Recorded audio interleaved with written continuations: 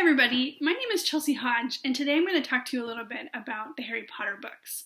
I've been a fan of Harry Potter for many years. If I could, my full-time job would be to just read and talk about Harry Potter all day long. Unfortunately, I don't get to do that, but I do get to do a lot of fun stuff with Harry Potter.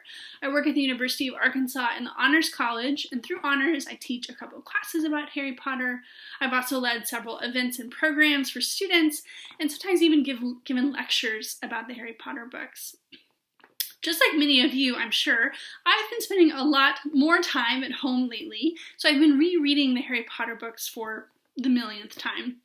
And I've been thinking about which parts of the books are my favorite. And I think ever since I first read the books, probably 20 years ago, one of my favorite parts has been the Mirror of Erised. You may remember this from the first book, Harry Potter and the Sorcerer's Stone.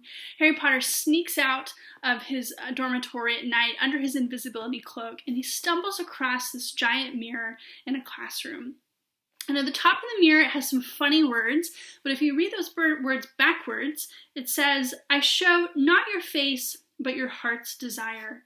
And when Harry looks into the mirror, he sees himself surrounded by his family, his parents that he never got to know, his extended family. That's what his heart's desire is, to meet and to spend time with a family that he never got to know.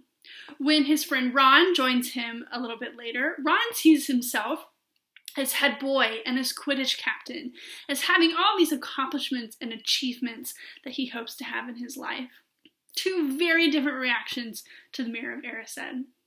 What has always intrigued me about the mirror is, what would I see if I looked into the mirror? And would I be surprised what I see?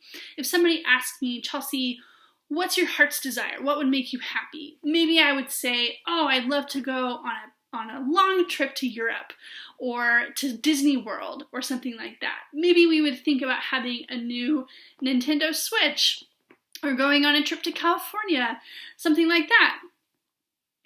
I wonder though, if you asked Ron, what would you need or what would you want that would be your heart's desire?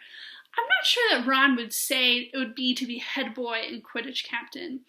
Maybe because he couldn't admit that to somebody else, but also maybe because he couldn't admit it to himself. So when thinking about the Mirror of Erised, I think we have to look beyond those kind of material things, right? New stuff, trips, to really think about what is in our heart. What would we want more than anything else in the world? For me, I think that might be to get to see my mom again. My mom unfortunately passed away when I was really little, and I miss her very much. And just like Harry, I would love to see my mom in the mirror and to spend some more time with her. But these are also just extremely unusual and difficult times we're living in. We're all living under this pandemic, which means that we're spending lots of time at home, didn't get to go to school for those last few months. Maybe we haven't seen family, grandparents, friends for a long time. We don't really get to go to restaurants or stores, at least not in the normal way that we used to. And so maybe this pandemic has taught us that what we want more than anything in the world is not what we thought. So if you'll join me for a second, just close your eyes for a minute and imagine, just like Harry, you're in Hogwarts, you're standing in front of the Mirror of Erised. What do you see? Think about where you are. Do you see yourself in the mirror where you are now, whether that's your bedroom, your living room, or are you somewhere else entirely?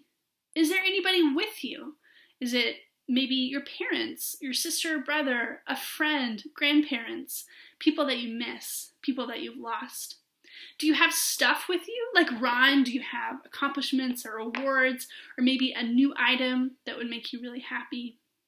Just take a second to think about what you would see in the Mirror of Erised.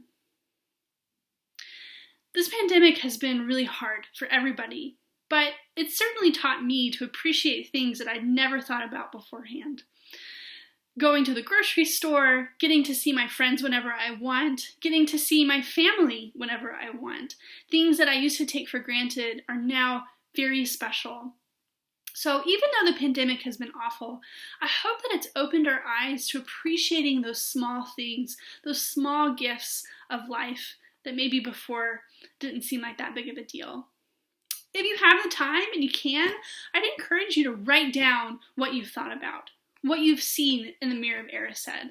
Because chances are, months, years from now, when this pandemic is all in the past, maybe we'll forget what it felt like to be a part of it. So write that down so you can remember how the pandemic affected you and have that connection with Harry Potter maybe in a new way. And I hope someday soon that you and I will be able to live our lives just like we used to and get to spend time with the people that we love and the places that we love without fear. Until then, though, keep reading, especially Harry Potter. Great way to escape, to be a part of a new world, and to start imagining new things. Thanks so much for joining me today.